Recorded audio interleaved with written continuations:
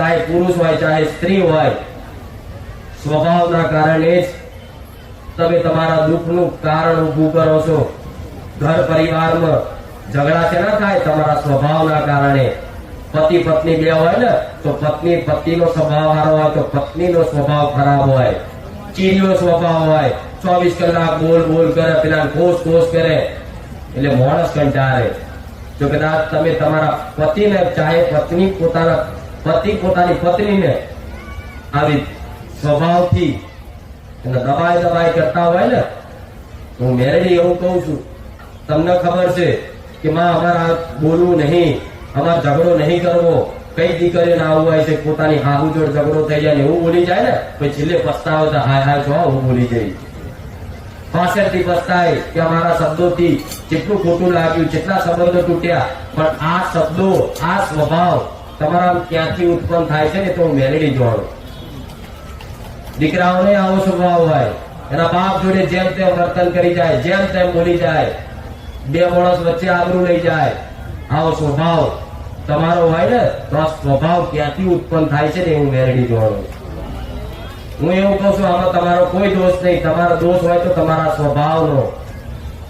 તો કે મારી સ્વભાવનો દોષ હોય તો સ્વભાવ સુધારો તો તમને સુધરે. તો સ્વભાવ સુધરે એના માટે મેં ઘણા ઉપાય બતાવ્યા છે કે ઘરમાં એવા નીતિ નિયમ મર્યાદા પાલન રાખો ને તો ઓટોમેટિક ધરતીના ઘણી રાજી થયા ને તો એવા આશીર્વાદ આલ્યા ને તો તમારા મગજમાં તમારો સ્વાદ સ્વભાવ થઈ જશે. ઘરમાં બધા તકરાર કંકાસ નહીં થાય.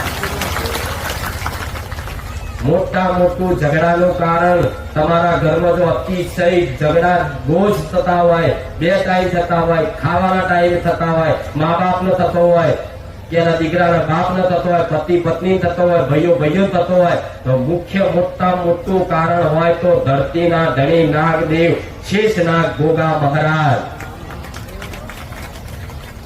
ચમ કે ગોગા મહારાજનો સ્વભાવ એટલે તમે જોઈ લેજો, રામ જોડે લક્ષ્મણ હતા. એ લક્ષ્મણ કોનો રૂપ? શેષનાગનું. કૃષ્ણ જોડે એના મોટા ભાઈ તરીકે બલરામ હતા. તો બલરામ કોનો અવતાર? શેષનાગ.